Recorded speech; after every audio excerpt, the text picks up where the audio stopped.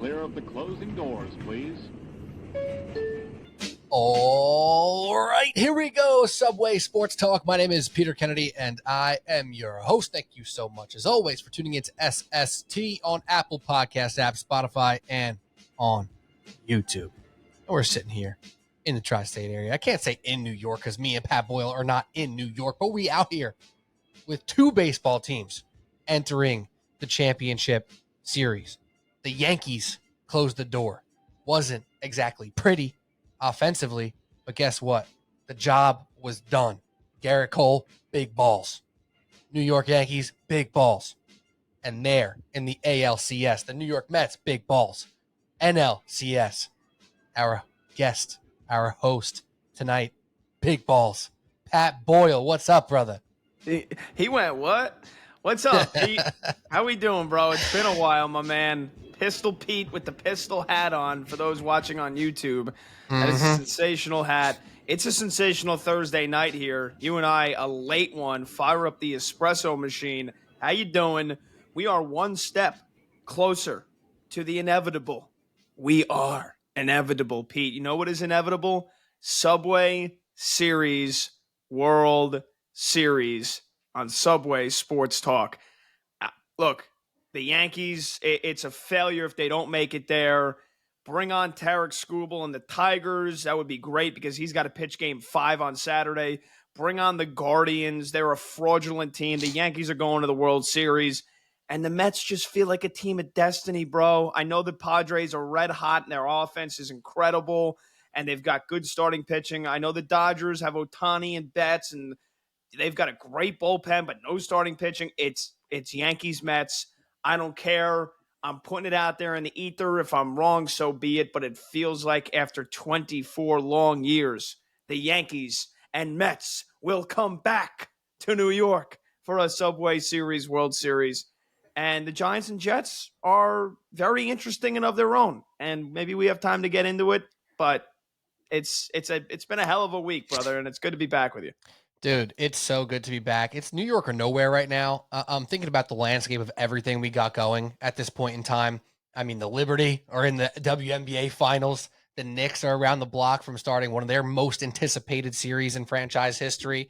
And you have the Mets and Yankees on very opposite style postseason runs to similar effect, right? Like the Mets are this kind of engine that could, who are kind of defying the odds with all this energy, all this spunk. And the Yankees are this favorite who's better than everyone, who's kind of uninspiringly getting to the same exact point. And there is no right way to win necessarily in the playoffs. It's just about getting the win.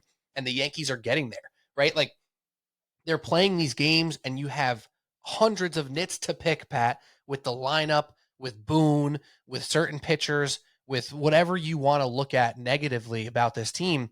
End of the day, when that ball gets rolled out to the pitcher to start the game, they're expecting to win.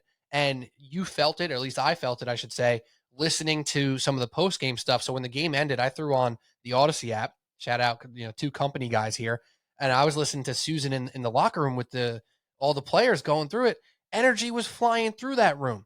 You don't necessarily feel it, Pat, when you watch the Yankees on the field every single moment in, moment out, but they are still playing good baseball. Even with all the negativity, they're getting the job done. They expect to win.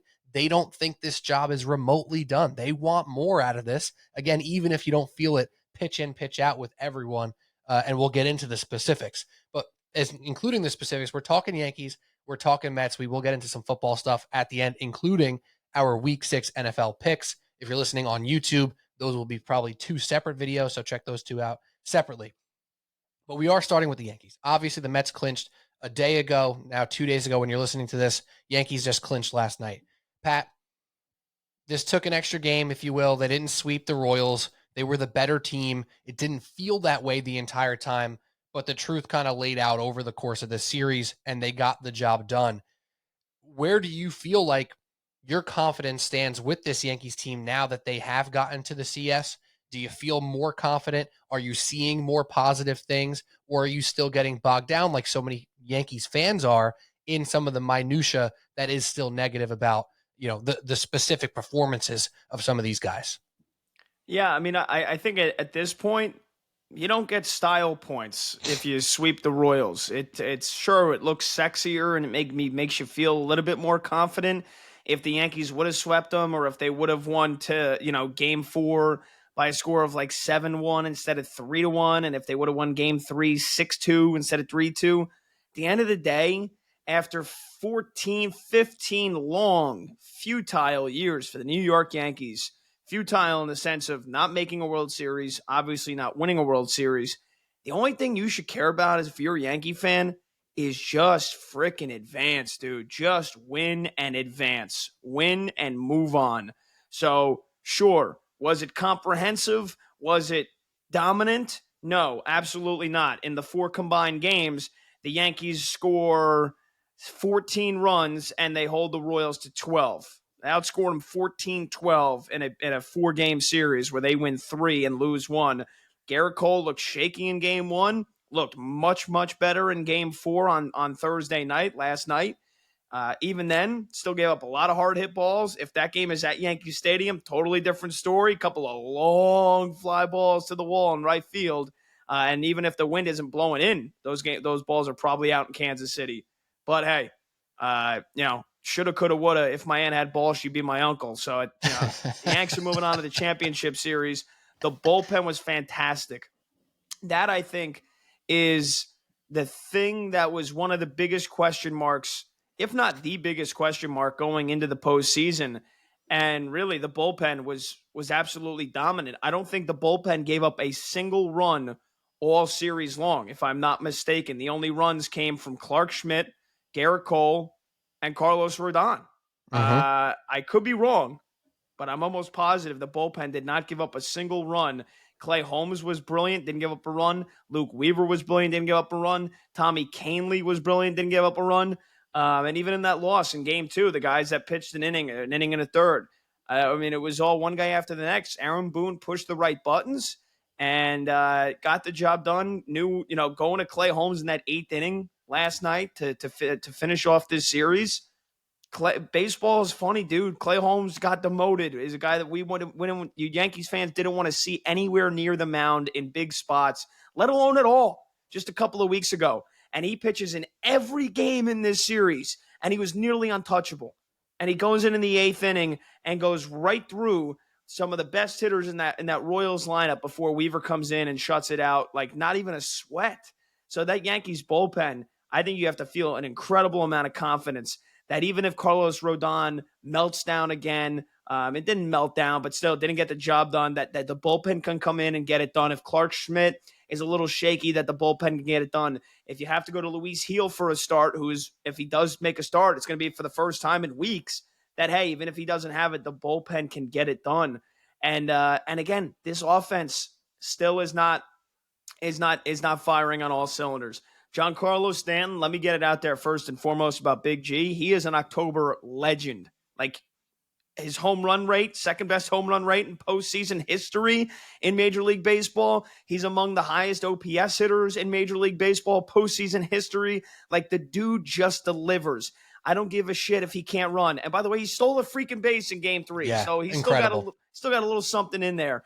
When the moments matter, when it's clutch at bats in October, the dude just delivers. So I don't give a shit if he hits 165 in the regular season for the next 3 years. He shows up every October, no questions asked. So he's been great. Jazz Chisholm, if you're going to talk all that smack to Kansas City, back it up next time. He needs to play better. He needs to hit better. Juan Soto kind of did what Juan Soto does, right? He drew his walks, he got on base, but he needs to have those big at-bats where it's like, hey, he's not looking to walk, he's looking to mash. And then it goes without saying, Judge, who was abysmal in the first 2 games, looked like he found something in game 3, smashes a double into the gap and walks twice in game 4.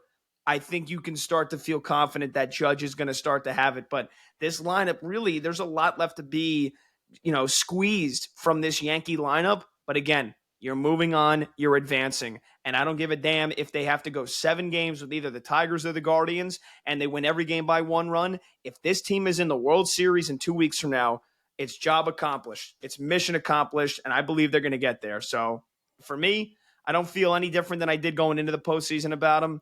they're still in, as they should be, and they should be in the World Series. Yeah, they were the favorite in the AL for a reason, right? They were looked at as one of the best teams going into the playoffs for a reason. For all the negatives that we can point out, the fact of the matter is they are still looked at as the better team in almost all of these matchups. It's just the case, right? If you looked at the Phillies and the Dodgers going in, maybe the Padres too, you can make that argument. But in the AL, it went through the Yankees. That's what it was. They were the best team all year, even if it didn't feel like that, and it's showing out to this point. And I think to go back to unpack all the stuff you broke down there, the Clay Holmes thing, huge. It was really the square peg round hole situation here. You know, they were forcing him into that closer spot all year long, never felt right, wasn't getting the job done, wasn't striking people out, all this stuff we complained about all year long. And now you put him back into those not middle innings, but middle late inning situations, and he is fantastic. He is the Clay Holmes that everybody remembers. He's doing all those great things that he's done for years before this. And the Yankees bullpen being such a staple for them year after year after year, it's the one thing you don't worry about. It being a problem this year, it threw Yankees fans into a tizzy, bro. They didn't know what to do with this team when the offense wasn't clicking, and now the bullpen, which is the be-all, end-all of this franchise for years now, they've been just lights out year after year. It doesn't even matter who's in the bullpen, and they're one of the best pens in the game. They didn't have that, and it felt weird. And now things are clicking absolutely into the right place for this pen. And yeah, guess what? Maybe Clay Holmes isn't the ninth inning guy. He's damn good at what he's doing right now. And him coming out there every day against the Royals and doing what he did is fantastic. And Weaver's been the favorite reliever for every Yankee fan so far this entire year. So him stepping up in these big moments, my man looks like he's 19 years old. And he's just stepping up and throwing darts, just throwing it where he wants it. And he's doing a fantastic job. So that's worked itself out very nicely. You know, the cold points you made stand very true. Could have been very different, but guess what? He got the job done. And now it just turns back to the offense. That's where all the question marks are. And Pat, I don't want to go straight to the negative, so I will say the Giancarlo Stanton thing, I couldn't agree more. I cannot believe that there were people out here saying that he shouldn't be in this lineup. I couldn't believe it. Like, have you watched the Yankees over the last couple years? He's been the only guy stepping up in the playoffs. You're throwing out the regular season when it comes to a guy like that who's been around this long, who's hit this many big hits. I mean, he's only ever played in the playoffs for the New York Yankees, and he's only ever delivered. So you need him. Not even a question. I still can't believe that people thought he shouldn't be in the lineup. But let's move on from that to get to the big crux of this entire thing. The Aaron Judge conversation around the playoffs is difficult. It's something that I've been mentioning throughout the year, and it's something that I honestly, Pat, I don't know how to handle it all the way because part of me truly believes that it's not truly fair to Aaron Judge to say, oh, he shows up small in the playoffs. He can't do it in the playoffs. He can't. When we know the context of every Aaron Judge at bat is not the other team saying, he's actually kind of crap in the playoffs. I'm going to throw him junk and he'll just suck and get out, right? That's not how the opposing teams are facing Aaron Judge. They're still looking at him as Aaron Judge, which leads to some of the poor numbers that he has in the playoffs. You know, he's getting, pinched a little bit. They're throwing the corners, they're throwing the junk, they're walking him. He's getting his walks. He's not getting the big hits. So on one hand, I get that. On the other hand, you are the best hitter in baseball. You just put together one of the top 10 hitting seasons of all freaking time. You have to do something for your team in the playoffs when your offense is struggling. So I was aware of this Aaron Judge playoff struggle all year long. Been talking about it on this podcast. I knew it going into this series. Didn't expect him to come out super hot because I know how the opposing teams are going to face him. But now we're here, one full series in. He doesn't have a marquee moment. The numbers are bad. He's getting on base because he's getting walked. But at some point, the rubber's got to meet the road, Pat. What is the truth underlying here? Is it fair to give him a pass because of how he's getting pitched and approached by opposing teams? Or is it time to say, I don't give a shit, Aaron. Get something done. You need to step up and do something special because you are that special. Yeah, there's no passes to be given to Aaron Judge. He has to perform. Of course teams are pitching him tough. He's the best hitter. He's the best hitter in baseball this year, but you've got to perform like you're the best hitter in baseball. Of course teams are going to give you their best pitch sequences. They're going to throw their best relievers. They're going to try to get the best matchups. They're going to nibble the corners at you. They're going to throw the ball down in the low and away and hope that you chase. And yeah, he's pressed a little bit, especially in game 3, the first game in Kansas City. So Wednesday night, I forget what at bat it was. I think it was either his 3rd or 4th at bat where the Yankees are trying to expand the lead. And he swings at the first 2 pitches, both out of the zone, where it's like for the most part all season, he had one of the best plate visions and plate disciplines. He would not go after anything, even if it was an inch off the plate or an inch below the knees. And because he's the MVP, he's going to get the call. And chances are he's going to get the calls as well in October. He's going to get the benefit of the doubt. So if he stops expanding the zone and goes back to exactly the type of approach he had in the regular season, he's going to get good pitches to hit. It's when he goes out of the zone. It's when he's pressing like he has been and says, oh, well, maybe if I can just get this ball, even if it's an inch off the plate, I can flick it into left center. I can flick it over the wall. And he's not, because, again, pitching usually just steps up. It's usually advantage pitchers in October versus advantage hitters. The ball doesn't fly as much. It's colder. Pitchers can deal with a little bit less rhythm versus the hitters. Judge, he's great when he hits every day.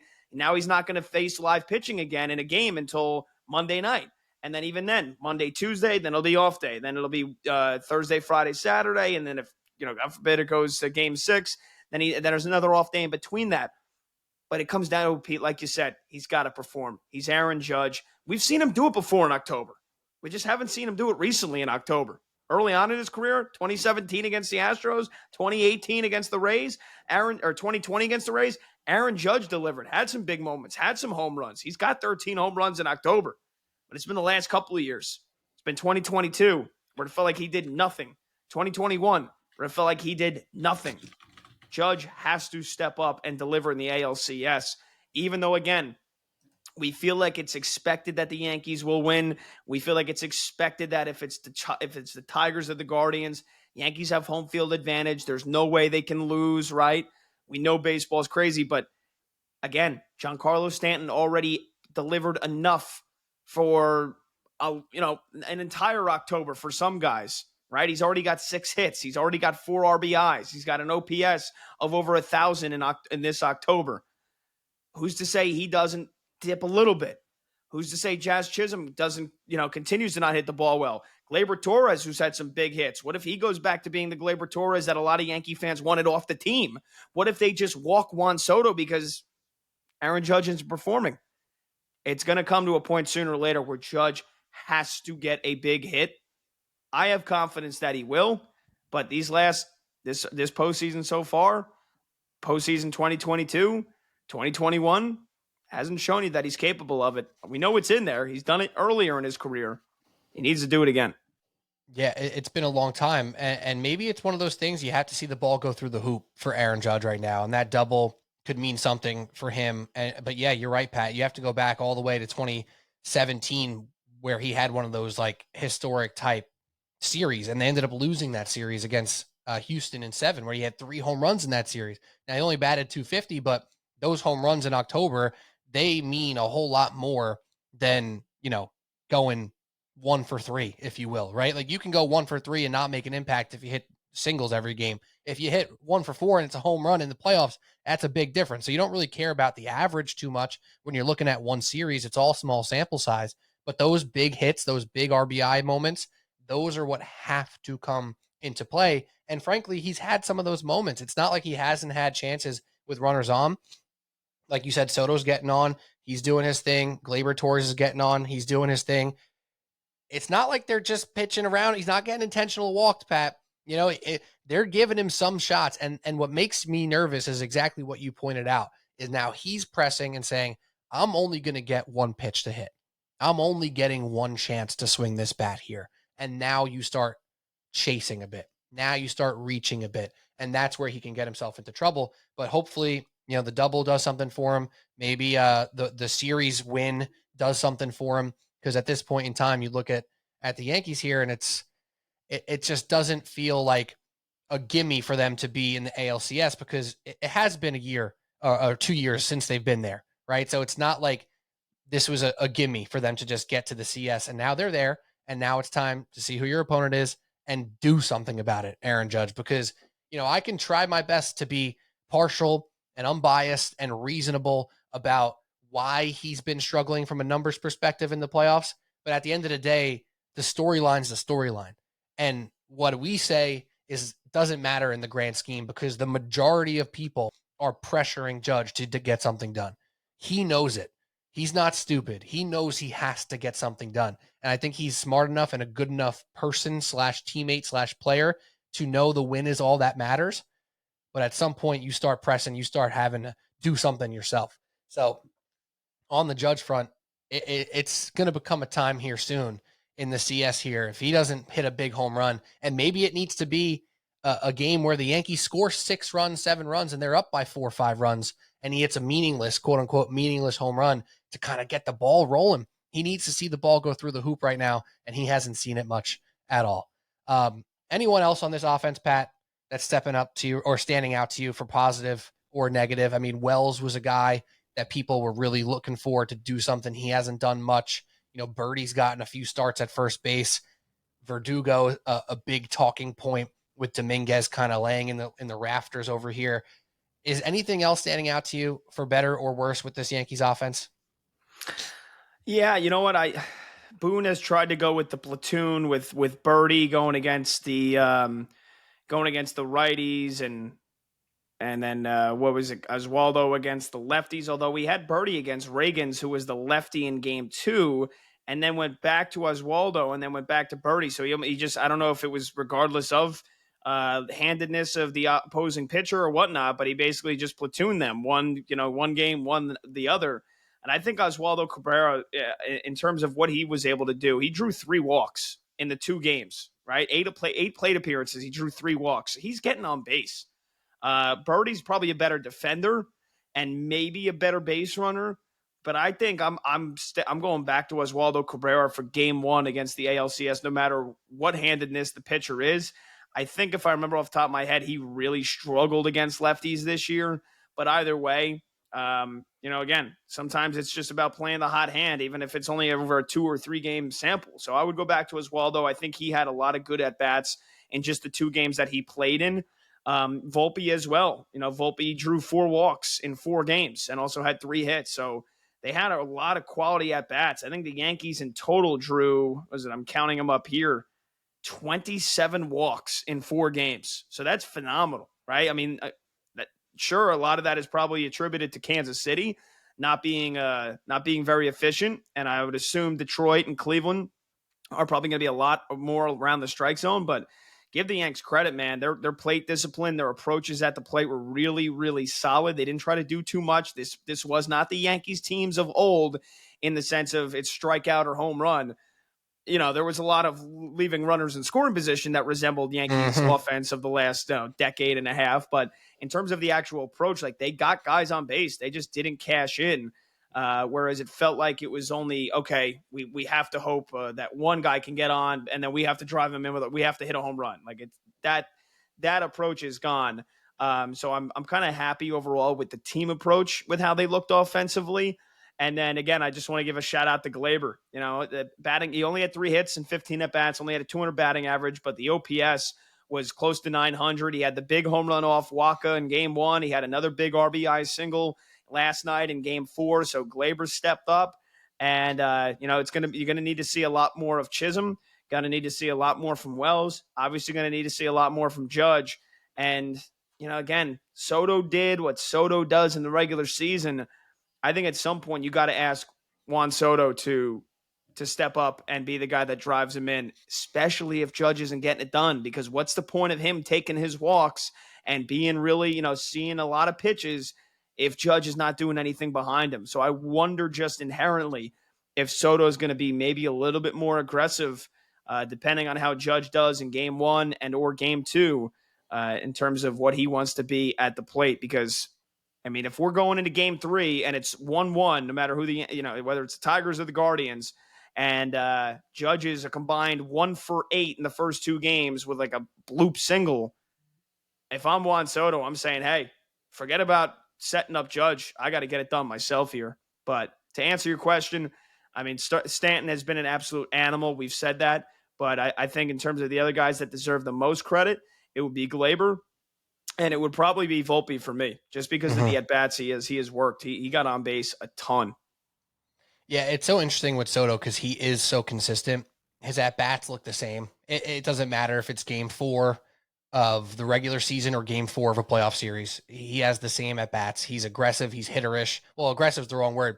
He's just up there ready to go, but the aggression comes out only when he wants it to. And maybe he'll have to turn that page a little bit. I mean, granted, that run in the first inning was enormous for this team. At some point, it felt like they had to win 1-0 until they finally tacked up a couple more. So he is doing his thing, but where is that pinstripe moment for Juan Soto? Is that coming in the CS here? You feel like you need it. Some people hate that cliche. I get it. But with a franchise like this, it's something that does matter. Like Giancarlo Stanton, in my eyes, I'm not a Yankee fan, has had plenty. He's had enough to kind of put together a whole playoff career at this point. Soto needs one of those moments, and he'll have those opportunities in the next series. He needs to put a ball over the fence in a big moment. And just one more point here, Pete, just to put it in black and white. The Yankees won a series in 4 games where Soto and Judge combined for 2 RBIs. Wow. Yeah, and if you don't expect it, and one of those RBIs was just kind of like a first inning smack little single. That, you know what I mean? Like that was the RBI today. Soto, very simple approach, didn't try to do too much, just poked the single through the right side and scored a run. It wasn't like a smoked line drive into the gap or a double or a home run or anything that was like spectacular. It was just Soto doing Soto stuff. So yeah, they need the pinstripe moment from their big guns in Soto and Judge. All right, anything else in the Yankees before we switch over to the Mets bet? Rotation-wise, I would let Carlos Rodon start game 1. I would have him on a very short leash, especially if the last time he pitched was in any indication, where he's going to come out and basically blow his load in the first 2 innings, right? Where he's sticking his tongue out and like acting like it's like college baseball, right? Where he strikes out the first batter of the game. Sure. Okay. Do that. Like, let it all hang out, dude. Let it eat. Like, give everything for the first 2 innings. And then the first sign of trouble in the 3rd inning, he's out. First sign of trouble in the 4th inning, he's out. Like, after that Sal Perez solo home run, he should have been out of the game. So I would honestly let him start game 1 because he will be revved up. It will be at home. But you're going to have, another 2? They're not going to play again until Monday. So the bullpen will be fresh. I would have him 2 innings in the 3rd inning. First guy gets on, I'm looking to go to the bullpen. And then you work from there because you got Garrett Cole again in game 2, and you're paying him $300 million, $300+ million. I'm assuming, I'm expecting an ace-like performance again from Garrett Cole in game 2. And then you got a day off, and then we reconsider in game 3. Do we want to go Clark Schmidt? Do we want to go maybe Luis Heel? I would assume Clark Schmidt would get the start in game 3. And then you're looking at game 4 on Friday? Then that would probably be Luis Heel if you go Clark Schmidt. I don't think we're going to see Marcus Stroman start a game at all this postseason. So the Yankees, in terms of their pitching, they're lined up. They got a lot of options. And contrary to what a lot of people, Yankees fans, say, I trust Aaron Boone in terms of getting the strategery, putting the pitchers in the right places that they need to be in order to get 27 outs each and every game. I was just going to say that. You took the words out of my mouth with Aaron Boone. One guy we didn't touch on yet in this Yankees portion of the podcast. Of all the things that you want to be negative with Aaron Boone about, it is not the bullpen. It's just not. He's done a good job with it since he's been the manager of the New York Yankees. He pulls the trigger very consistently well with the right arms in the bullpen. Like, he just does. So you feel good about it, and the confidence you have has gone up exponentially with how the bullpen just looked in this Royals series. It's been the right pull at every turn by Aaron Boone when it comes to the pitching staff, and I like that idea. Give Rodon that first game, maybe a little less pressure, and maybe, he sneaks 4 or 5 out for you, and you're freaking sitting pretty. And worst case scenario, like you said, you still have everybody lined up, and you got to trust Boone to pull those right strings when it comes to the pen. All right, New York Yankees. We'll wait to see. We don't know who they're playing yet, obviously. We don't know who the Mets are playing yet as well. So we're sitting here with 2 New York teams in their respective championship series, unknown opponents, because the Mets and Yankees both get the job done in 4. Padres and Dodgers play later today. And do the Guardians and Tigers play Friday night as well? Or they play Saturday? They play Saturday, right?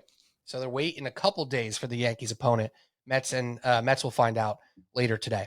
But the New York Mets, Pat, it's only been 24 hours? Oh, a little over that now while we're recording this, but 36 hours by the time this podcast gets out from when they clinched their CS appearance here, taking out the Philadelphia Phillies. What a beautiful thing. It feels like one of those moments in New York where Mets fan, Yankee fan alike love to see Philadelphia burn a little bit, which is a goddamn beautiful thing. Some of those Philly fans were really feeling their oats going into this series. They were the better team all year long, and I got to give a little tip of the cap to Nick Castellanos. I think he put it very well. Hey, I don't think they're a better team than us, but they absolutely outplayed us in this series, and it sucks, but here we are. And that's what it was. The Mets outplayed the Phillies at every turn. They came up bigger in big moments. They had the pitching staff, and of course, Francisco Lindor doing what he's seemingly done since he's been put in that leadoff spot, just being one of the best players in baseball. How do we contextualize this, Pat, now with the Mets, with new expectations, where officially, to me as a Mets fan and, kind of reading the room here, it now feels like they have to make the World Series. Whereas if you looked at us a week ago in this Brewer series or before the Brewer series, it was like, oh, every win is a positive to the success story of the 2024 New York Mets. And now it's getting very real. The expectations are real. The city's buzzing, and the Mets are looked at as a team that can actually win a World Series. Let me ask you this, Pete, because you're a Met fan. Mm-hmm. How would you feel if they lose in 6 or 7 games to either the Padres or the Dodgers in the NLCS? Heartbroken. 100% heartbroken. If they lose it. Can you even come close to saying that it's all of a sudden a failure now?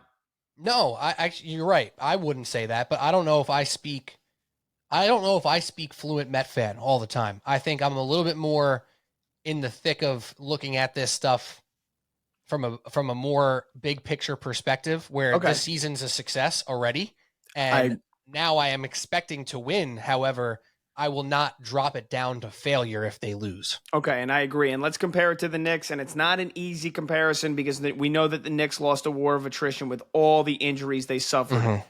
And if everybody was healthy, if OG was healthy, if Randall came back and they still lost to the Pacers, sure, it would have changed our mind a little bit. I mean, if they got swept, obviously it would have been like, whoa, okay, this team's not nearly as good as we thought they were.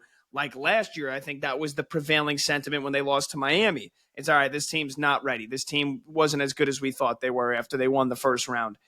But again, it's hard to contextualize. It's hard to make the comparison. But the feeling that we had when we saw the Knicks give it everything they had and they came up short because of injuries, I think you can kind of make somewhat of a comparison to the Mets because of how this season has gone, because of how dead they were at so many times, and of how through a pitching staff with guys on 1 and 2 year deals, right, where you never would have thought, you're like, yeah, Sean Manaea, 6 innings, 1 run. Yeah, like I expect that. A Jose Quintana, 6 shutout innings. Yeah, I expect that. David Peterson coming out of the bullpen and like supremely confident that nobody's going to touch him. Yeah, I expect that. Like you're never rationally at that point. And like now that they've raised the bar, that they've raised expectations, sure, it's not ever going to feel good if it doesn't end in a parade, if it doesn't end in a bus going down the Canyon of Heroes. You're going to feel heartbroken.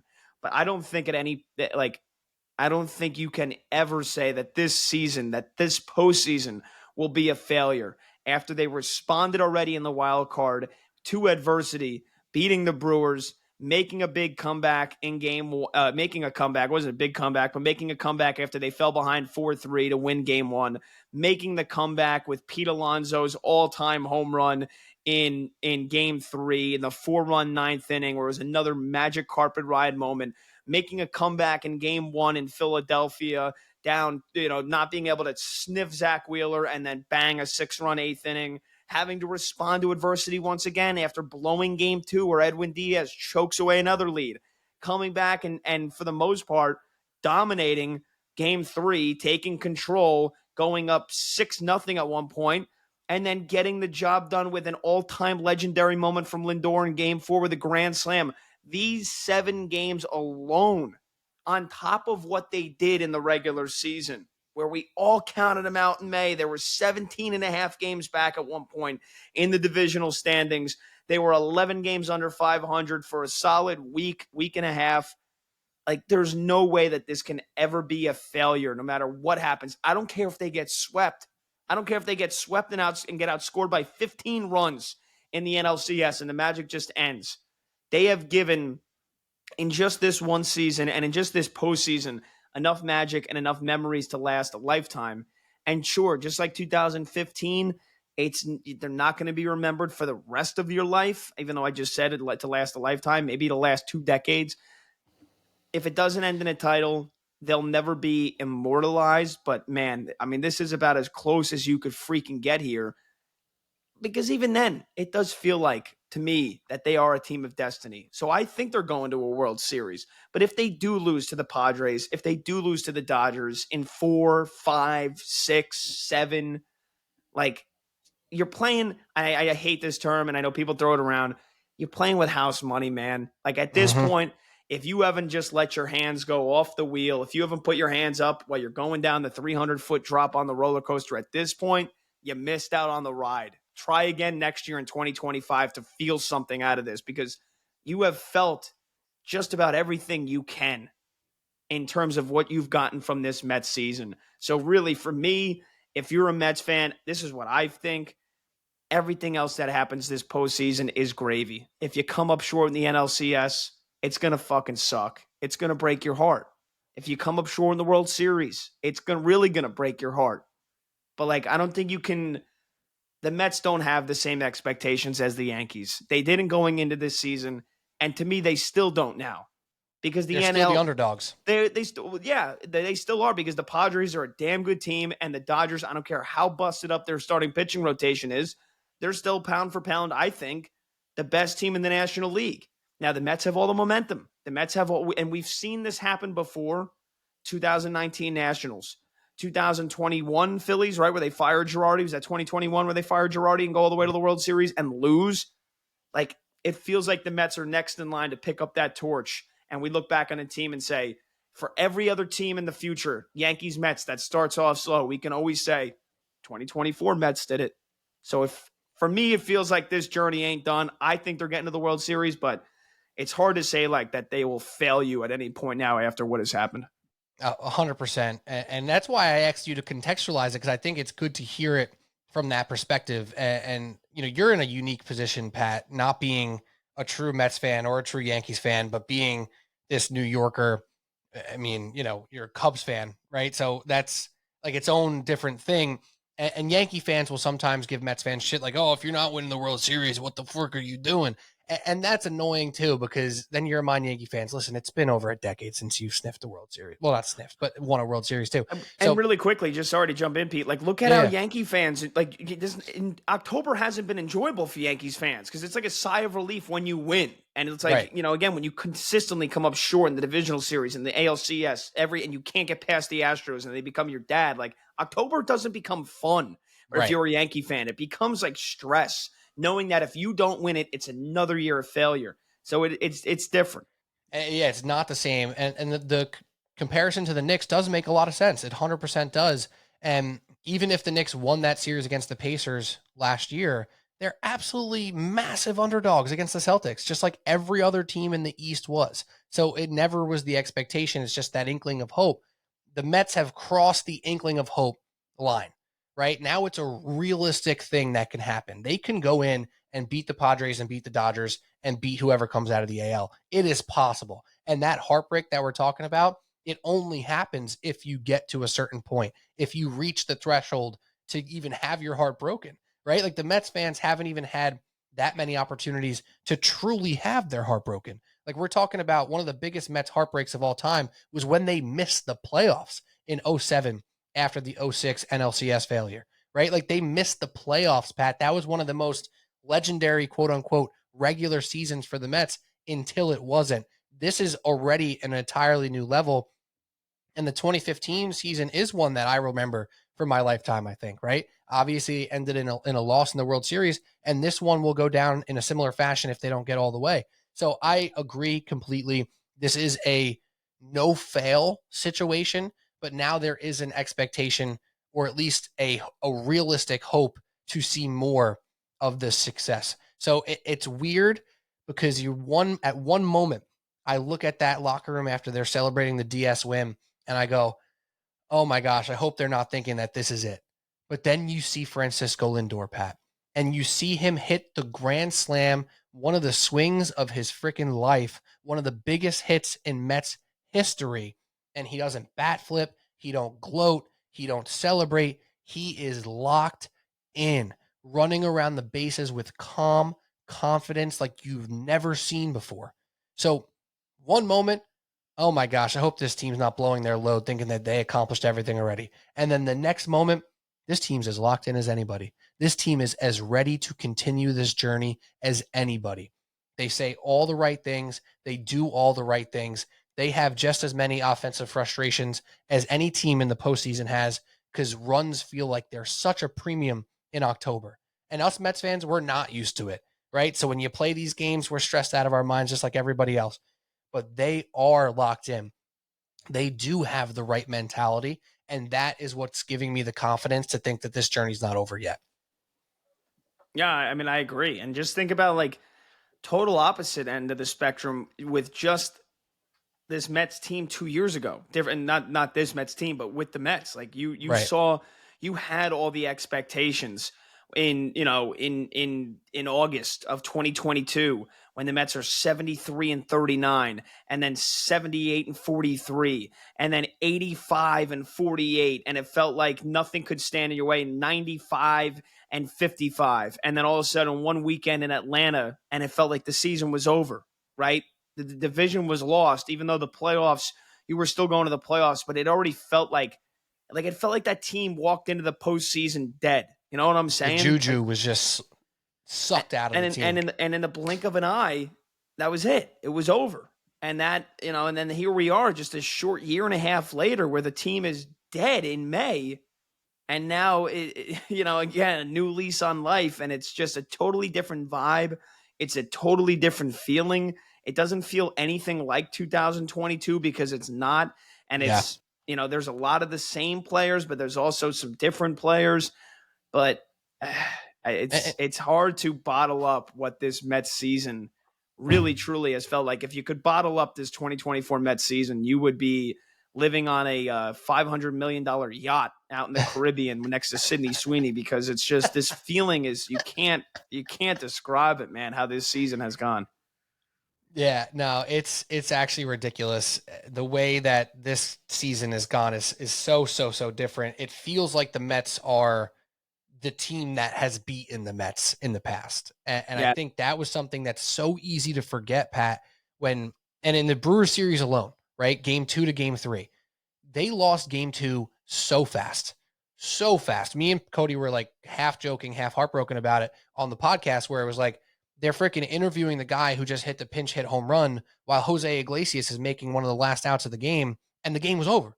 You blinked and the game was over. The next night, the same exact thing happened to the Brewers, and it was like this realization for Mets fans, like, oh crap, we can come out on the right side of this too.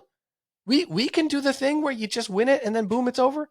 And then they did the same thing to Phillies multiple times, right? Like the fact that Schwarber hit that home run on the first at bat against Senga, who was like, oh my God, he's pitching. He's pitched 5 innings all year. He's pitching this game, and he throws a bomb shot to Schwarber to start the game. You're like, oh my God. And then Wheeler just shoves, and you got to give some credit to Senga. He shoved for the rest of that outing as well. Only a couple innings, but still did his thing.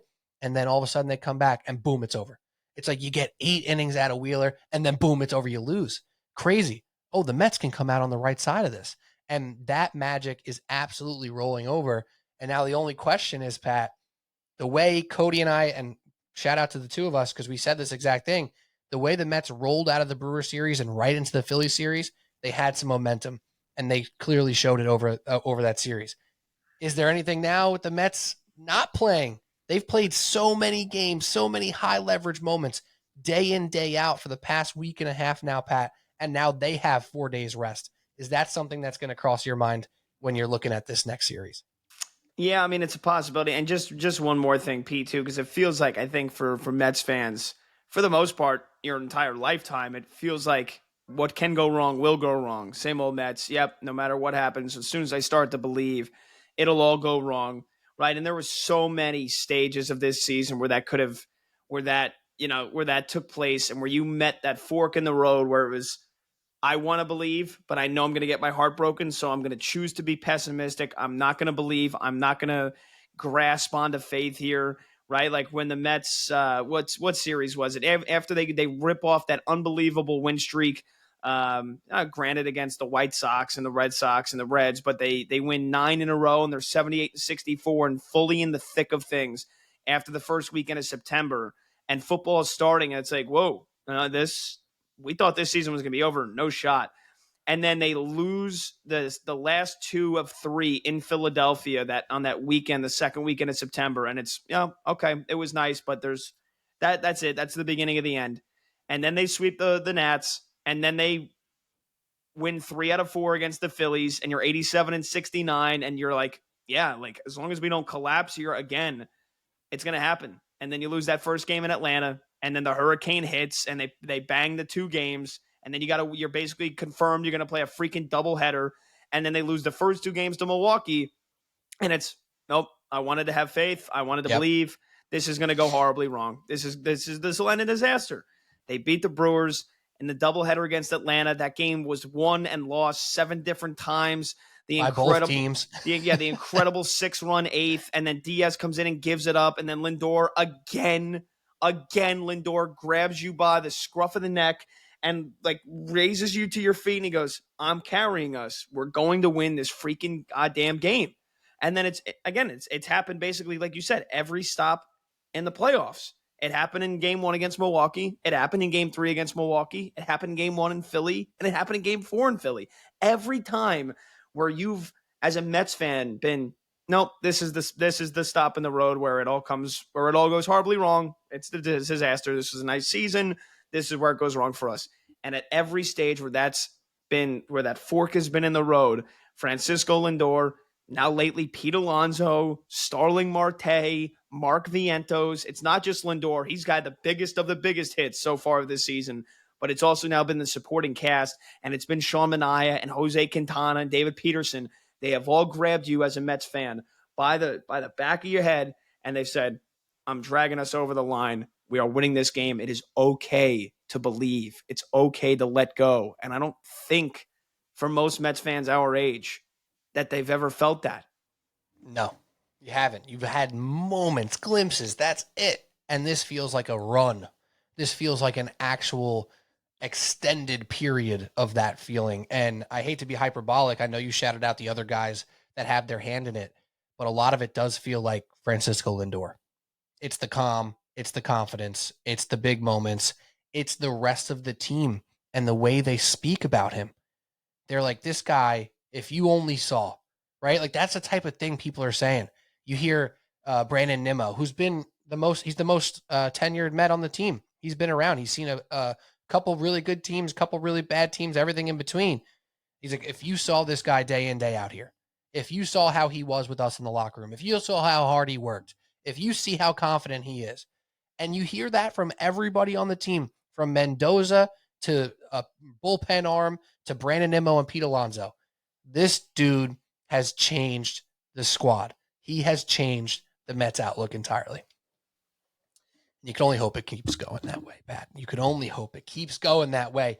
So I think that's all we got for the Mets right now. I mean, we don't know who they're playing yet. You have any other things to say about the New York Mets here? I would just say, look, it doesn't feel like a couple of days off can ruin this team's momentum. Now, yeah. I mean, who knows? We've seen crazier things happen. We've seen it happen before to teams that were hot. We saw it happen to the Phillies, who were for the most part somewhat hot, like they had gotten out of their swoon going into the playoffs, and then they had to wait a week. They had to wait a week to play the Mets, right? So now that the Mets have to wait 4 days, it's only an extra 2 days than the Phillies, the Dodgers, and the Padres have to, will end up having to wait. But they will have to wait from Wednesday till this Sunday. I almost feel like as Mets fans, you want the days off. Like you needed some time to decompress, to finally just be like, for a couple of days here. Again, you hope that that's not how the players now have rust going into the next series. I feel like the momentum they have, it could transcend 2 weeks off if needed. Like I don't think there's slowing down this magic that this team has. And if anything, it's good because you're going to have a fresher starting rotation than either the Padres or the Dodgers. And I feel like, Yeah. we could, I don't know if you want to do this just as a last thing here. Who would you rather face? I mean, you've got the revenge factor from 2 years ago. I know a lot of older Mets fans, 1988 with the Dodgers, but for me, the Dodgers pitching rotation is in shambles. I would rather face that than the Padres, who have an incredible lineup. Not saying the Dodgers don't, but I think you have the advantage because of how weak the Dodgers starting rotation is right now. Yeah, I think you'd rather the Dodgers, but I'm in that game right now where I don't care. Don't care. We can beat either team is kind of how I'm looking at it because both teams have their advantages and disadvantages. I mean, the Dodgers have some of the pedigree, they have the star talent, the names, but so do the Padres, like you said. It feels like with the Dodgers, you're going to have to play some games in the 5, 6, 7s, which scares me, right? Like they may give it up, but they're probably going to get theirs. And that scares me a little more because it feels like the Mets are playing these really close to the chess games right now. But I'd probably, if I had to choose, I would choose the Dodgers over the Padres. The Padres feel like they have the juice brewing right now, just like the Mets, right? Like the Padres and the Mets are the two teams that the juice is absolutely brewing. So that would be my choice. Yeah, and it feels like the Brewers were like a decent team. They had home field advantage, but like that team didn't want it more than the Mets. And the Phillies looked like a dead team walking. Padres have juice, and the Padres know how to get under other teams' skin. Where the Mets have been not, and the Mets, it's not like the Mets are bat flipping. I know Alonso had the big bat flip, but like you watch the way Tatis plays, the way that Manny Machado plays, like those guys play like douches. Like let's be honest. I mean, they play the game with swag in the best way possible. Yeah, they play the game with swag and the bat flips and the chest pumping and the flashy leather and like the fucking shit talking and jerks and profile with the Dodgers fans, like. That's going to rile up Mets fans, but it feels like the Mets, in terms of getting teams, like emotionally beating teams, the Mets have done that to Milwaukee and Philadelphia. It's going to be tough to do that with San Diego. It feels like it'll be a lot easier to be emotionally better than the Dodgers. Yeah, I 100% agree, and that's a great point. But bring them on, either one, don't care. Let's go fucking Mets.